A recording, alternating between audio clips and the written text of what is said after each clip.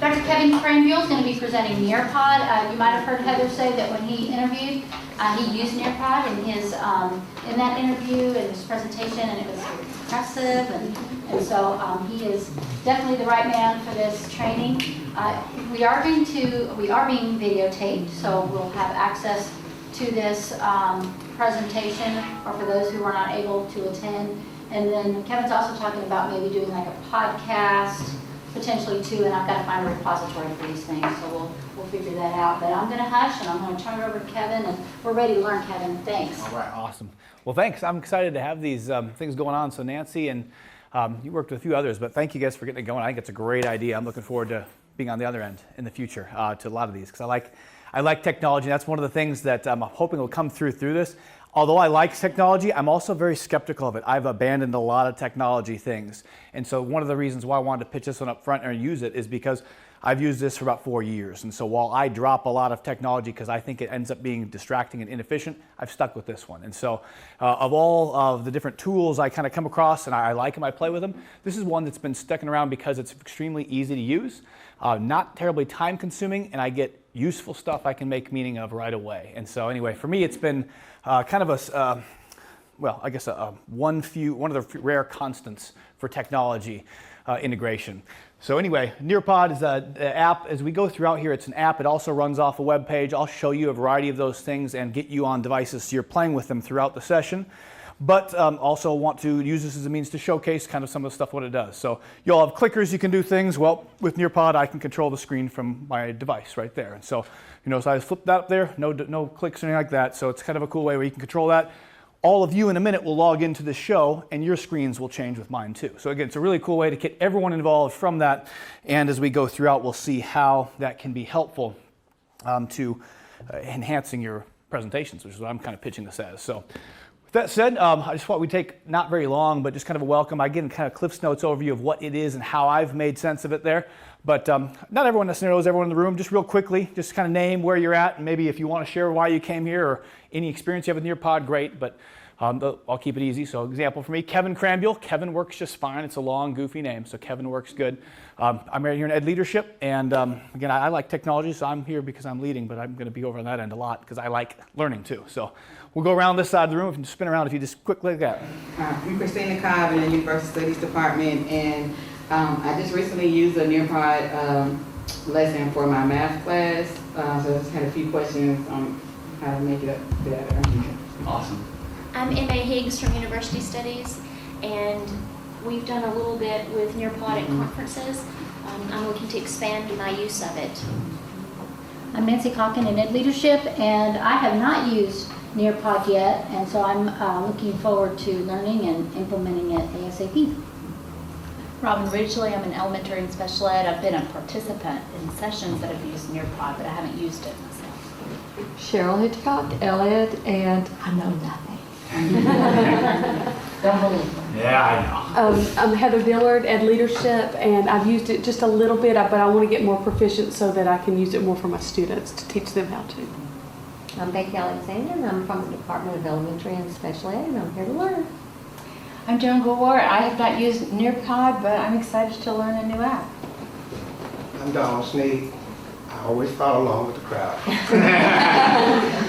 Outstanding. Well, I'm glad you followed in this way. So anyway, welcome everyone again. If you didn't know each other, I didn't know necessarily everyone that walked in the room, so I'm glad to meet you, and I'm excited you guys are here, and hope that, again, you walk away today with not just an idea of something that maybe is interesting, but you walk away with something you can use immediately. That's one of the goals that I'm going to have from this, that it's not just a how it might work, but let's actually put it to work in your setting right away. So anyway, following the standard old gradual release model, I'll kind of walk you through that there. Then we'll kind of do a couple pieces together, and then we're going to turn it over to you. And I really want to allocate a lot of the chunk of time today just for you to work on things and just get Q&A one-on-one with me if you want to, or just play with it. Because with any technology tool, often the most powerful learning experience you can have is just getting in there and playing with it, which of course is ugly and trouble and fun. But one of the great things about technology with that is that it gives immediate feedback when there's errors, and so you get this quick corrective feedback that actually helps you. So hopefully that playtime will work out productively, and you'll walk away at the end of the session with something you could use tomorrow, maybe tonight, depending on what things go. So anyway, that's the overview, and then we'll have time for Q&A throughout. But we'll put that obviously at the end too, just opening up where we're at. So with that said, I've kind of been running through some of this, just streaming it from my device here, and I want to now get you guys involved from this so you can see it firsthand. Now, one of the features I like of Nearpod is it's extremely user-friendly in that you can run it off your phone, you can run it off an iPad, you can run it off the web. And so depending on what device you're using right now, there's a different way you're going to get it. So if you're on iPhone, and I abandoned iPhone for a long time ago, so I know it's actually called the App Store. I put iTunes Store because I wasn't thinking very clearly. But if you've got an iPhone or an iPad, go to your App Store and go look for Nearpod, Nearpod. Pop up something like that. It's a free app. You can pay to get the big version. I'm cheap. I've never done it, and I found it pretty efficient anyway. I'll highlight some of the differences, and again, with the fact that I have not paid for the big version, I can't tell you what all those things do, but a lot of the ones that were there, they let you play with before, like in a beta system. So I've played with some of them anyway, so I can give you a glimpse of what other tools are, and then some I can't. But either way, it's free. You have to pay if you want to have a subscriber for extra things, but you don't need them for most. So App Store, Nearpod. If you've got a Android device like I do, your Play Store, Nearpod, and of course if you're on a computer, just www.nearpod.com. You do not need to sign up for an account right now, but if you're running a device, it probably will make you do so. It's free, so it won't count you, and I've never gotten any spam or any of that garbage from them. So, with that said, If I have an account, should I log out and not be? Won't matter. Yep. Good question. Yep. And so for those of you who do have an account, it'll look different when you log in. That's about it, but it doesn't have any features that are going to impact it. So on that screen, and I'll pull up what it'll look like so you can see on this here. I'll open up a tab and see what you see as well. And I'm going to give you a pin, and you're all going to join my show. And then you'll be able to hop in here. So you'll get somewhere on this screen. Up top there says enter code. There'll be something right there. And you're going to click there. Or you might have something that looks like, where's my home account here? So it could look like that, or it could look like, and I'll sign with my other account. I've got several. As with any good of these things there, it could also go like this. And so you've got, it'll either look this way or the way it was before. If it's like this, you just click on where it says join, and it'll give you that pin. Otherwise, you look at the top where it says code, and I'll give you the code right now. When you start a live session, it'll immediately tell you a code. And again, my screen looks a little tiny different than yours, but not much. And in case you have people that come in late, your code's always up in the top left, so you don't need to write it down and record it. So for you all, it is Q as in Queen, R as in right, V as in victory, W as in win, we'll stick with that theme, and J as in Jason or something. So QRVWJ. So type in that pin, and if it needs a repeat, let me know. I'll sign in here as well. So we've got this. Actually, I'm already signed in, so I'll sign out.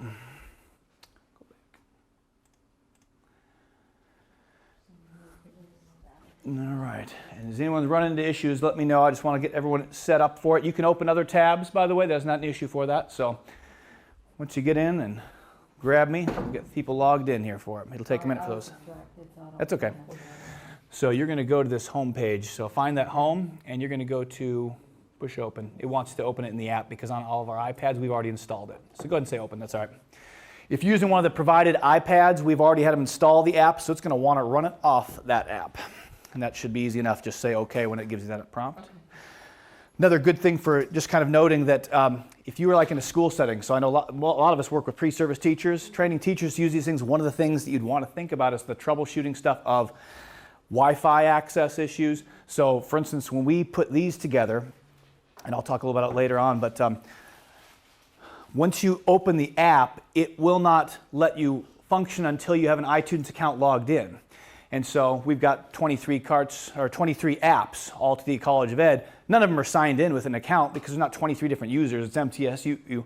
So Stephen, our tech guy, had to find a workaround for that. Of course, you could have students sign in, but then the problem is then they're signed into this device, and the device is, so it's one of those layers where you, at a school site, it'd be good to make sure that you talked about that with your tech person first and said, is this going to be an issue? And it should stream just fine off the web too. You just have to bypass it, which is where the troubleshooting comes in. So All right, so once you get in there, one of the first things I want to highlight right away, when you guys got in, you notice you got to give me your name. You could have made it anything. So if you saw me here earlier, it was Frodo Baggins, because I always pick something from Lord of the Rings. But the key point there is, your students, if you want good data, tell them put your name. So it'd be one thing that's useful for you to identify. They can put whatever they want. Of course, you could also make it very simple. You're only getting credit if your name's on there. So there's a very easy workaround to that, but nonetheless, it's something to note. If you don't tell them that, they'll put whatever they want, and then you'll be looking through and saying, huh, I didn't know I had a Rupert and a Paddington. Cool. I guess I flew to Britain today. So anyway, is everyone logged in? Good to go. All right, so on your screens now, when I slide, your slideshow should move with it. And so where it's helpful with that is not necessarily just the presentation is there, but I've embedded questions throughout this. And that's where the real power of Nearpod comes into play, and that you can use questions, embed them in there, and I'll show you how that looks in a live session in a moment. So we're all in there. We'll get a chance to see it from the teacher side and the student side as of now. So we'll start off right away with the question. And so on your screen now, it should pop up, and you'll have a quick little response. It's just a poll question, just to kind of get things started here on technology and your general comfortability with it. So just click a button and pop it in, and I wanted to show you what it looks like. So you submit yours. Your screen should look like mine up at the top there once you've submitted it. And again, what I'll do is as I go throughout here, I'm going to show you some of the things I'm going to see. So you can see that on my screen, it looks different. I got all the students and where their responses are, and if I decide, ooh, this is interesting, I really want to share this out with the team, I push a button, and now on your screens in a moment, that should pop up. So you immediately get this, and I can use that to then talk about conversation. So if I was going to, maybe I was pulling student interest in my class, and I wanted to say, what topic do we want to dive into? Just based upon that, I could pop this up and say, looks like we're going into this one here. So overall, we're pretty comfortable as a group here. Maybe that's why you decided to come and you weren't scared to show up for the first one. But either way, for our purposes here, again, just a nice little sample way you could do this. This is one of the types of questions you can embed in there, just simple poll questions. And again, I can share it, unshare it. Later on, there's different ones where I can share individual responses. I've pulled it back right now. So again, hopefully that interactive piece is what I want to have from it there that I think is so useful. Yeah, fire away. Question. So you have to have a separate device to run this, not the one here, right? Yep, you're running it on something. Now, I could run it back there, and I don't need to have this screen. I just put this up here because, well, I know you all have it there, but I'm putting it up here for our video, I guess, is the easiest to say. So you need one to run it. You could run it from this. You could run it from a computer. You can't run it from this. Okay. This is a receiving thing only. Okay. So that is maybe another useful kind of tab there. Your phones are good for receiving, so the good news is, by and large, we don't have a huge shortage of students in college that don't have a phone of some point. So they can all have access to it whether they have any device at all. Okay, so I guess because I'm asking because when I did my lesson, I was logged on, and but you see how the screen you just showed them, they can see all of that up here on the screen, so I'm trying to figure out how they can't see that part. So if that's the only one you'd have, well, I guess there's several different ways. One, you'd say, is there a second device? So each classroom's built with one. Do you have a laptop? I'd use my laptop and run it, and I'd log in as a student up there. Or I would just say, I'm shutting this off. You all are on. It's in front of you. You don't need to see it up here. It's right in front of you. Maybe that would keep them more involved. Oh, it's pretty easy to go on your tabs and look up ESPN and check my fantasy team and, you know, all those fun things you're dealing with. So again, that's one of the layers to think about. Good question. Other kind of questions, thoughts? So it doesn't lock up your device entirely? No. The only thing it does is that page will keep you where I am. So that's a very good question. That's one of the things I'll highlight later. It's one of the shortfalls for it. And so for example, here, I'm staying with up here. We're all students there. In my classes, you typically will find me at the back wandering this way. And you know, students think we're dumb and we don't know what tabs are, but we could say, Jimmy, I don't need you to check your fantasy team, close it out. So anyway, because I control it from wherever I am in the classroom. You know, you can also see, like if you go to the page where it shows everybody's name, their name will come up in red, and that's how you know they're not on here. Yeah. And so on what she's talking about is on my screen here, it shows all the students logged in. So let me go back so you can see it here. In the bottom left, it shows the little figures and the number of people who are logged in as at the moment. And they're all green right now, so that's a good sign. You guys aren't tabbing out on me too much. We'll be keeping close eyes on that. And I'll be reporting it so it's saved in perpetuity.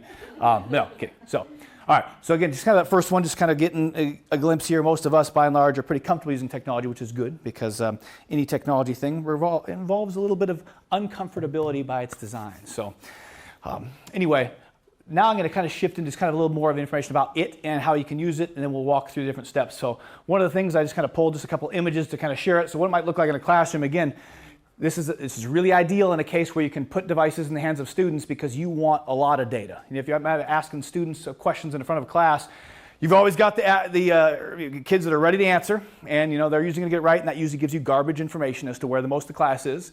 I can cold call people, and that might be better, but it's still kind of random, and it's ad hoc. In this case there, the idea is here I can get feedback from everybody right away. If they don't respond, I know who didn't respond, at least if they gave me their name, and again, I'm going to hold them to that.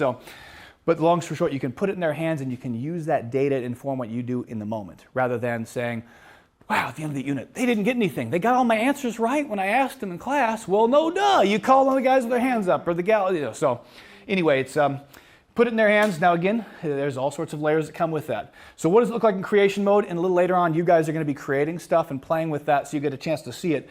But basically, it's just a slideshow. And again, one of the reasons I really like it, which I'll showcase in a moment here, is you do not have to create your slideshows on here. I create everything on PowerPoint because I'm familiar with it, drag and drop, and I'm done. The only thing I have to do is add questions.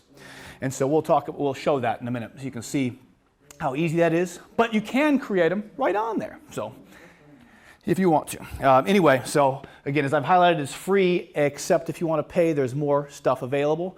You're limited in your size. I've got like 4 accounts, so find a way around that. You can figure out what you want to do. And you delete old ones too, so you can do all that. But nonetheless, it's free, and it gets, as far as I'm concerned, everything you need to out of the free one pretty well. Yeah.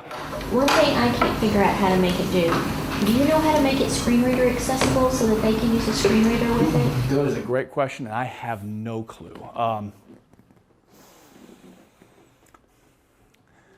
I don't know, but shoot me an email of that, and I can follow up. So I did one of the articles I published a few years back, looked at this. It was in a conference paper, but Nearpod liked it because they're like, ooh, we can use this to advertise. And so they shot me an email and asked me to write an article for them. But if that person's still in charge, I can shoot them an email. Maybe they'll give me an answer for you. So I don't know, but maybe I can get it for you. Good question. So anyway, again, the whole point that I think is useful for this, why it can enhance your presentations, is instead of just using the typical approach of getting a general feel of the class, I can get a whole picture feel. I can use that aggregate feel to determine where I'm going to go. And again, I'll highlight later why I think that looks like in a best case scenario. So I'm going to run through basically these 4 steps, and so this is just an image you can find online, but it walks through basically the 4 steps that are involved. For creation, I'm going to walk through each of those and show some examples. And again, if you want to play along and do it on the side there, that's great. I will give you at least 45 minutes, maybe more, just to play with it at the end too. So it won't be a lot of me talking time. But step 1, creation. You got to create something. And as I said, the thing to me, the highlight for it is it's extremely easy. So I'm going to show you what it looks like real quickly. And so as I've said, you do not have to build the show in there. You can.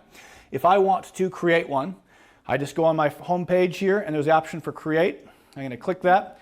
And as soon as our lightning fast internet connection gets going here, you'll see what the screen looks like, and there's a variety of options you can pick from. I'm going to open up my folder while that's working. Now, I didn't think about what slideshow I want to pick, so we'll just pick a random one here. Nope.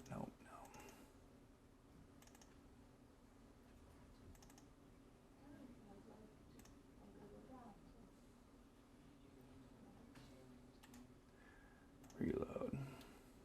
There we go. Okay.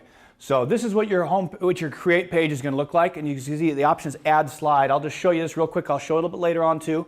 But when I click on this, it gives you the options for what you want to do. This is their new thing they're pitching, and I'm going to play with it later on, so you'll get to see it.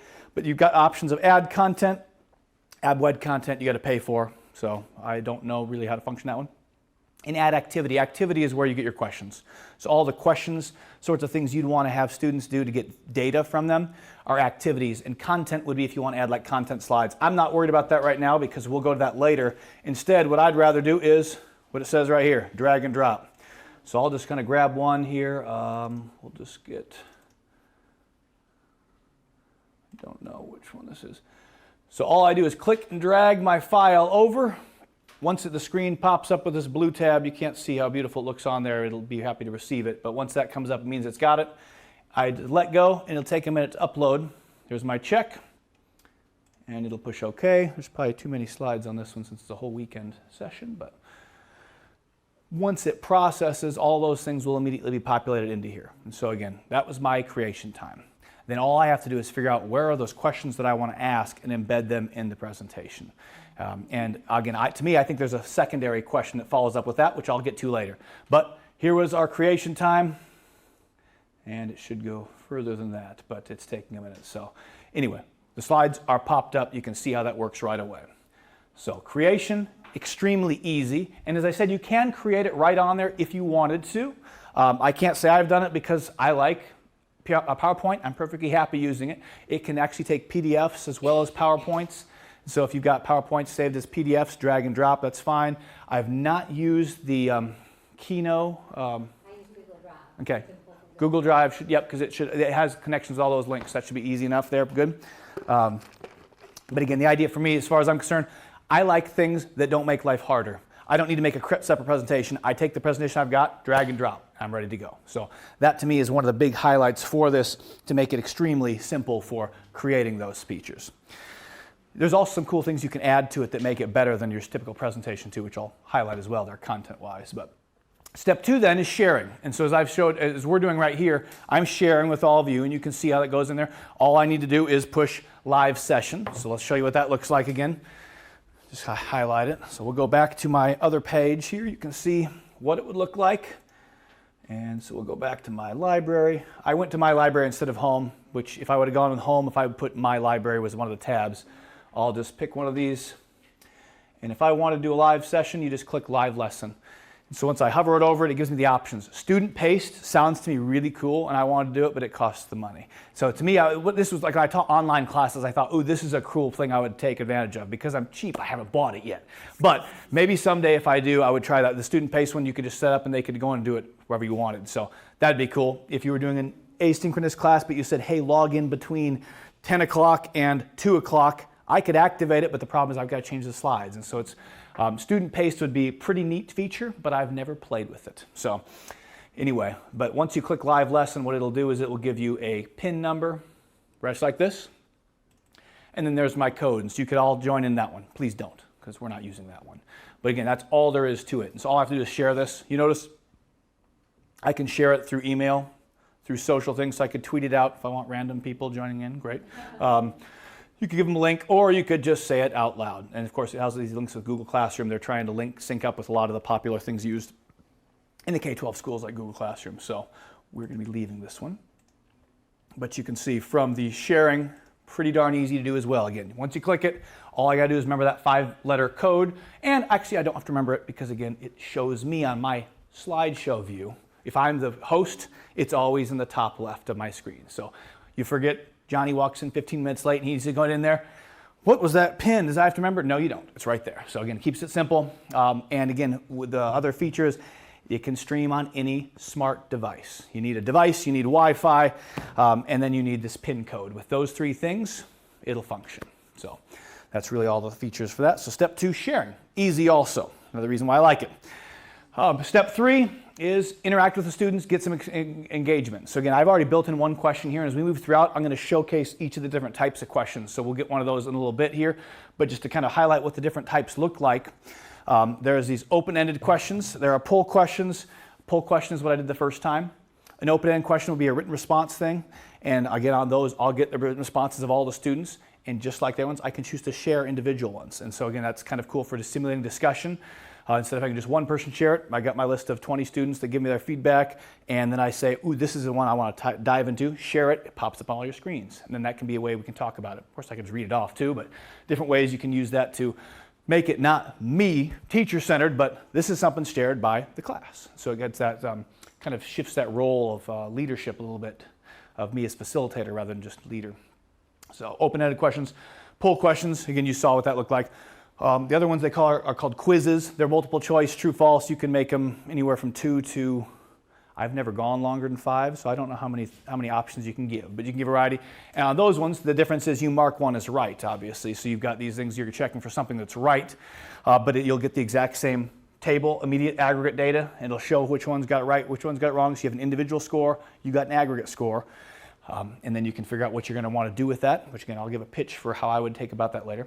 Draw it. I found I like this in particular. If you wanted to have them kind of draw a visual depiction of something they learned. And so we were talking about some sort of theoretical construct at the end. This is kind of a weird thing. So I said, just sketch me a little picture. With their little mouse, they just sketch a little picture. I get all those images. And then I said, wow, this is a really cool one. I share it out. And so again, a really cool way that you can get them all involved, thinking visually. I'm a garbage drawer, and so later on when I do my example, you'll see how bad mine would be. I'll probably be sharing someone besides mine. But nonetheless, another cool feature you could leverage depending on what you were looking at. So anyway, what that would look like. And this Collaborate is something that I've never used. It's new. It's probably in beta mode, so maybe it'll go to the pay version later. I don't know. But for right now, we'll play with it the first time that I'll actually use it in a live session with you all in a little bit here. So we'll see what that looks like.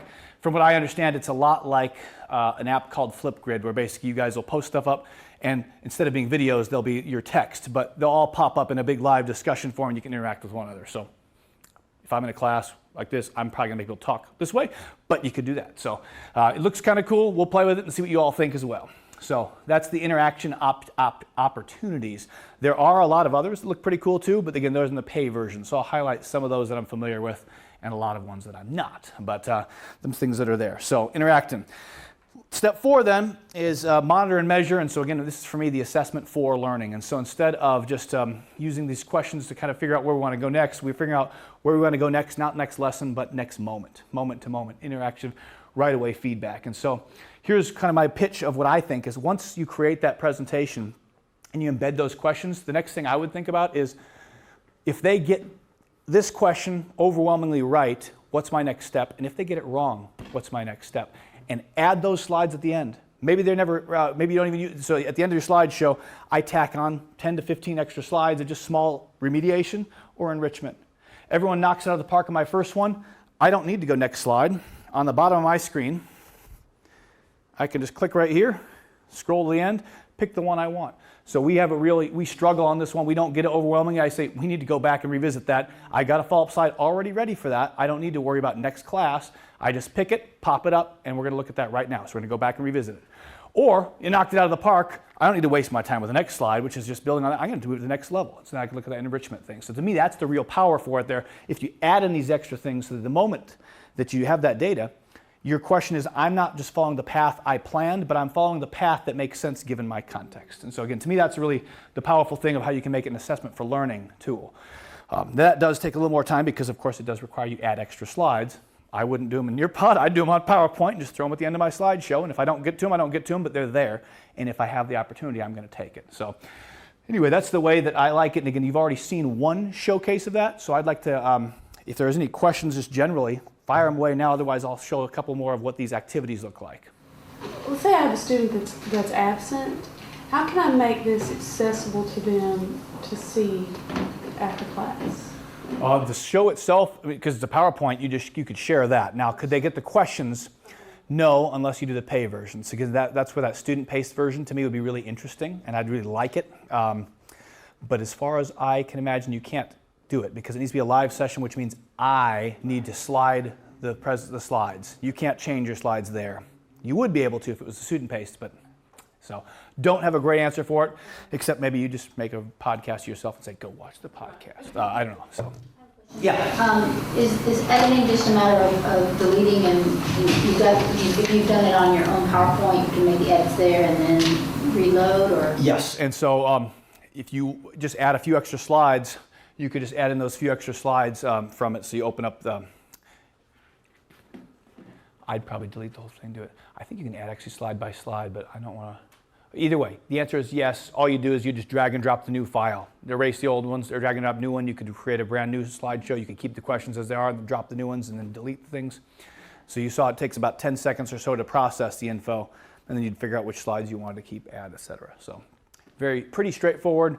Typically what I do is I make a new show and dump the old one because you're limited to like 20 megabytes, 20 per slideshow. I forget what the total is that you can have on there, but each slideshow can only have 20 megabytes. That limits the videos, which is one of the things you can add on there. It's kind of cool, but either way. So anyway, does that answer a question for it? Okay. Other questions or quick thoughts that are coming to people's minds at this point? When a lot of times I do PowerPoints, I've got like on one slide things just pop up occasionally, you know. So does it pop up that way, or is the whole thing there? Whole slide will come in, and so it will see each one as a JPEG, basically is what it kind of turns it into. So if you want to do that, what you need to do is make slides of those, and so you'd have slide number 1 would have the first line, slide 2 would have the second line. So that would be a limitation. If you've got slideshows with pre-built-in sequencing, that's not going to come through. Good question. Yeah. Good question. All right. Well, then let's get into some Q&A so you can see how some of these things work. So I listed there were 3 things or several things that you needed to have to make this function. So here's your quick little quiz question. So everyone can take a response here. We'll see what Frodo will put his answer back here. Pop a response. Frodo is going to miss. Oh, man.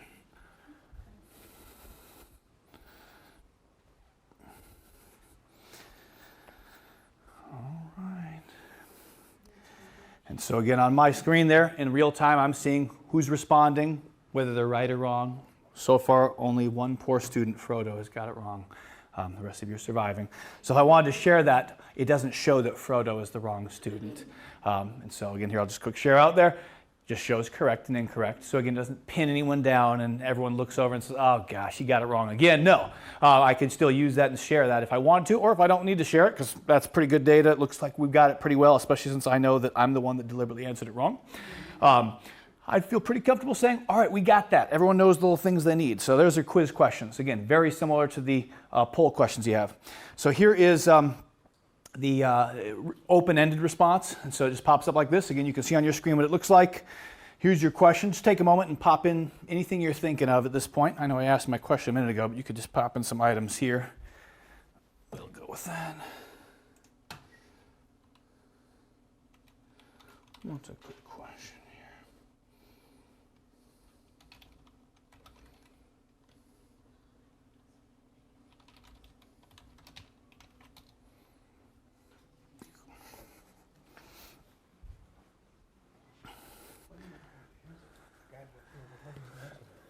I have all the answers because I'm the host. What do I write?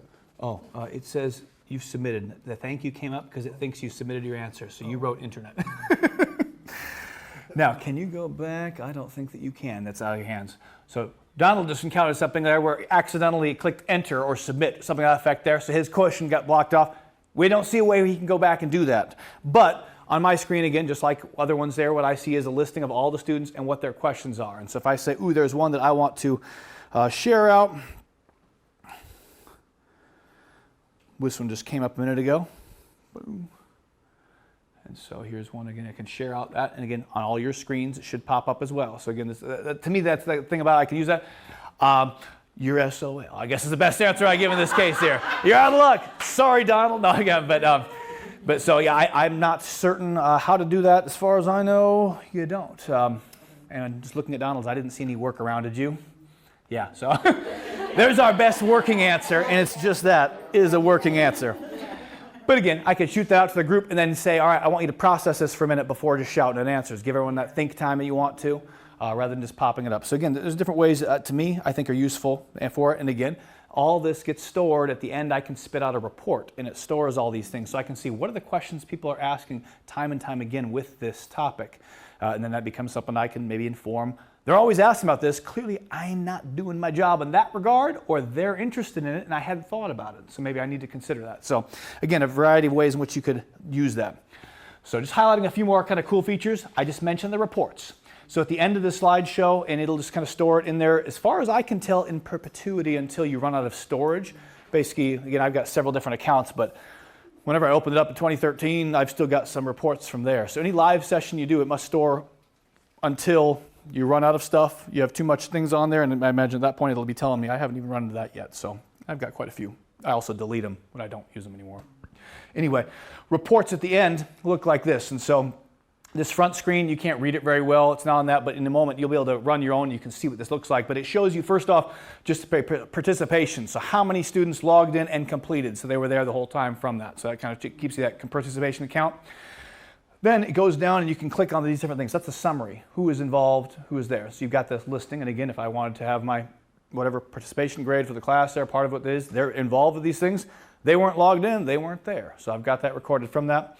But you click on these other ones. If I have a quiz question or poll question, open it, draw it, it'll have all those and it stores the data for me. So again, it's there. I can use it later and use it to decide what to do next, whether it be for next class or whether it be for next semester when I'm delivering this class again. And they overwhelmingly got this one right, but we'll pretend it was wrong. That's something I need to revisit. So again, that's to me the nice feature. This report's available to you as long as you want to access it, and I'll show you how to get that in a little bit. Very, very easy as well. You just go to reports. That's pretty much all there comes to it.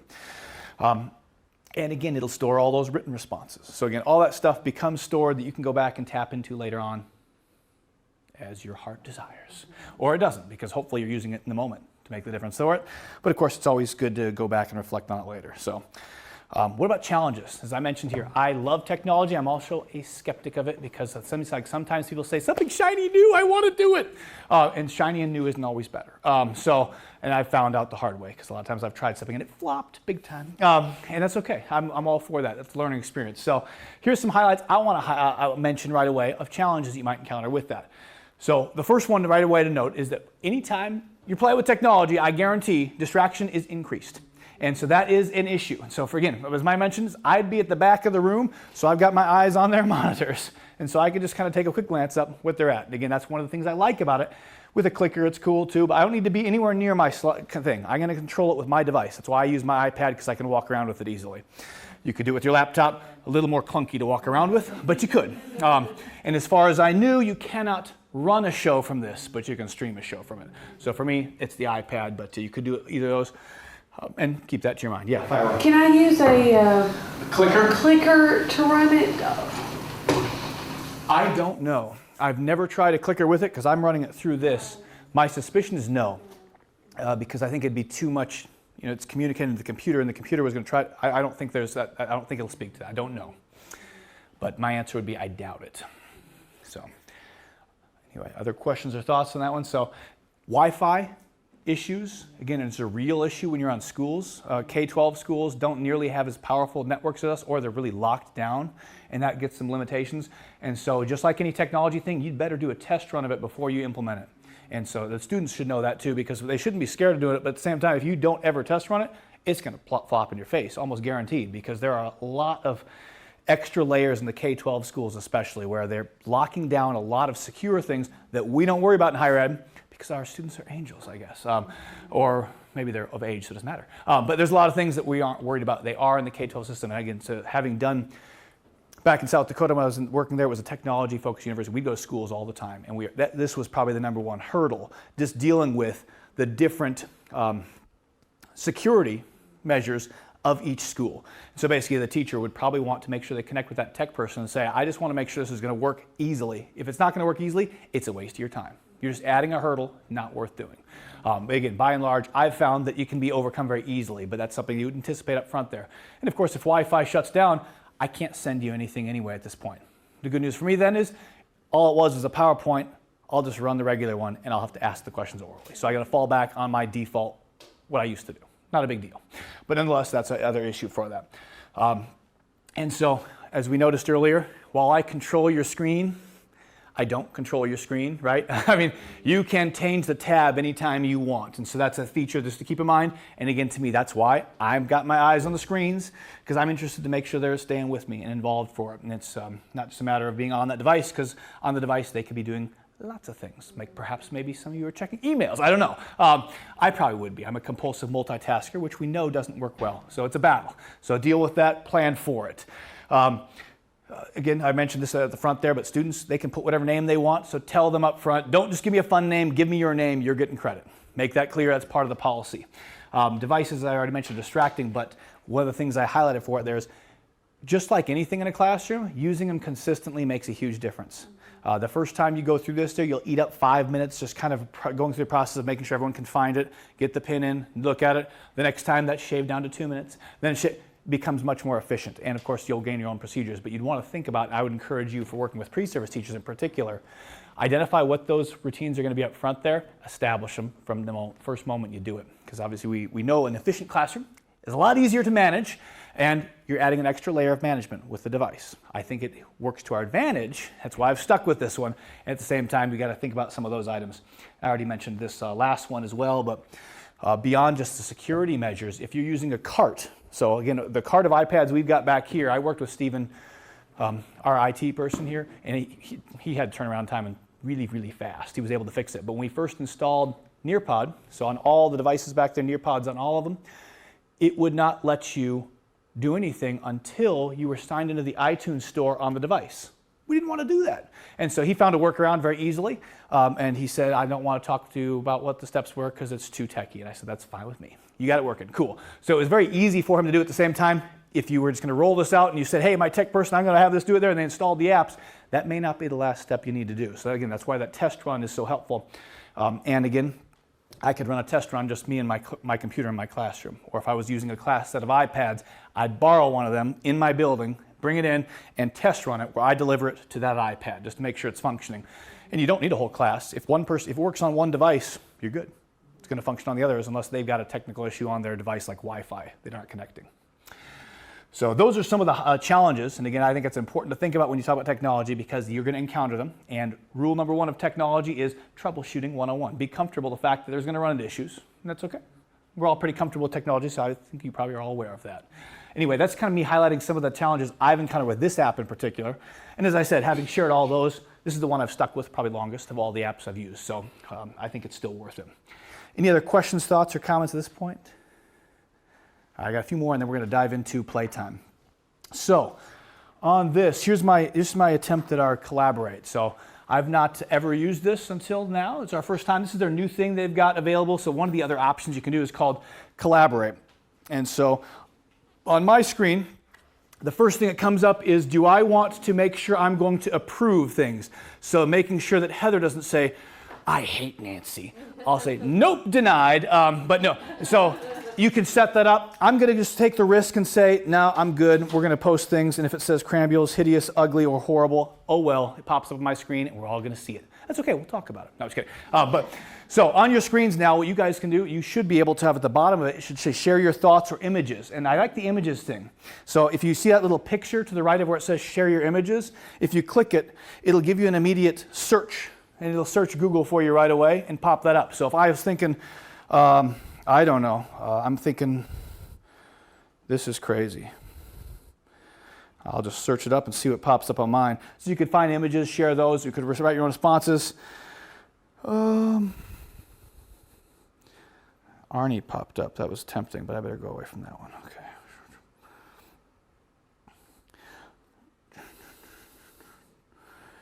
Okay. And so you can see some things popping up, and on your screens it should be popping up right away too. So again, you could interact with one another there.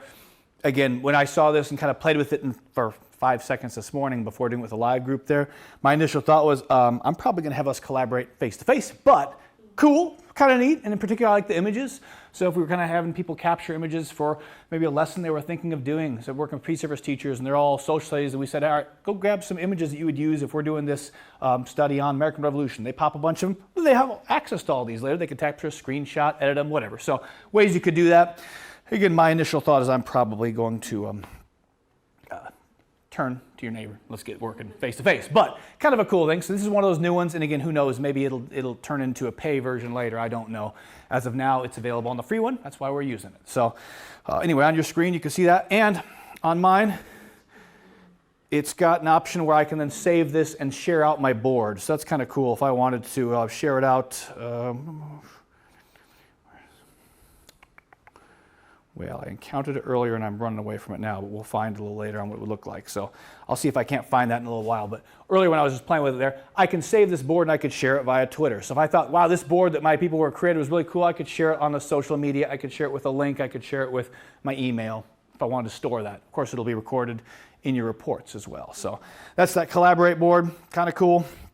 Looks like we had some positive commentaries. That's great. So it's a good thing I didn't put my lockdown on there. We were safe. So wrapping up, I'm just going to want to show back a few of these things. So on that home page, so if you were on a computer or this device, when you come in there, you're going to see something that looks like this. And so these are your different tabs that you've got to work from. So that's our fast overview of revisiting some of these things. My library is going to show all your saved presentations. So anything you create, it's going to be saved there, including ones that are in progress. And so if you don't save it, but it's edited, it saves there as a draft version. Until you save it, you can't have a live session of it. That's about it, but it actually stores it in there anyway until then.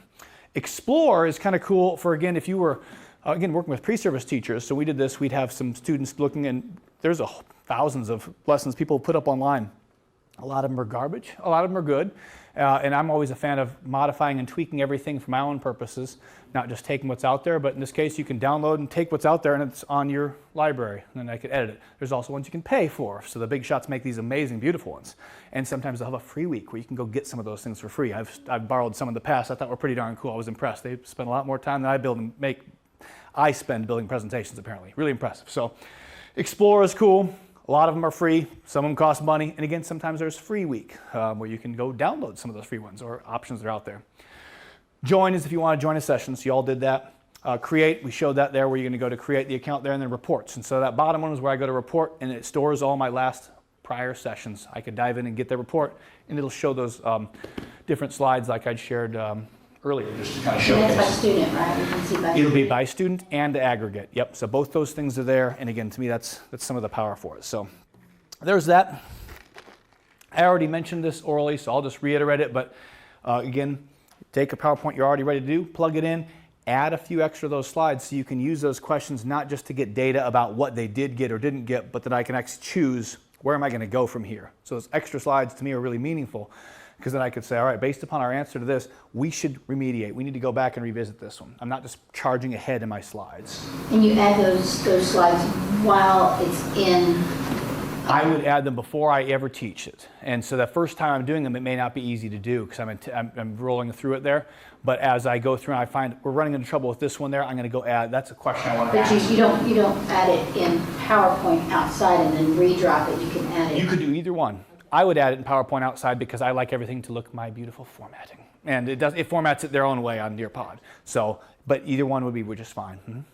And there's a couple other things you could do. I mean, you could have, if you just had like YouTube video clips, so this gets a little tricky because you used to be able to stream a YouTube video right on there for free. That's now pay. However, of course, you can go to keepvid.com and keep the YouTube video as an MP3 or MP4, and I can drag and drop an MP4 right into that. And so you could do that anyway, you just have to do an extra layer of steps. So I'm not teaching about KeepVid today, so I won't. And I won't even mention copyright issues. It's for purposes of learning. So we'll leave it there. Options you could do about that, but that might be a way where you just have a short little video that you say, we need to go back and revisit this one. Let's go. Doug Reeves has got a good thing on us. So we're going to talk about him with grading, but let's go back to him. Something like that. And then, again, just thinking about how you can use this to require them to do it so that it becomes, again, dynamic rather than just a regular old presentation that you always do. It's a presentation that you do based on that group at that time and where they're at. So to me, pretty cool feature. So this is the draw one. And so I didn't have a wonderful conceptual idea that you're going to draw here, but we'll have you guys draw it just so you can see what it would look like on the student end. And so here, my guy will be really excited, I guess. I'm not sure what else I'd be drawing.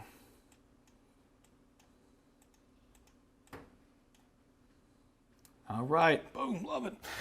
So once you submit and draw yours, all those things start populating on mine. And again, just like the other ones, I could choose to share one and say, wow, this is a really good visual display of what we just got. And use that as a means to facilitate discussion. So again, it's a cool way you can kind of get people involved in a different avenue. Maybe working with younger students, this might be better, or maybe they're not really good at writing they can't spell out lots of long sentences, but they could draw a picture of something. I'm probably not going to have them on a PowerPoint anyway, but if I wanted to, I could.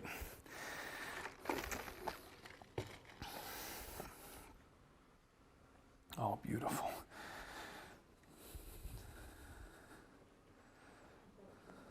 Oh, nice, nice, nice.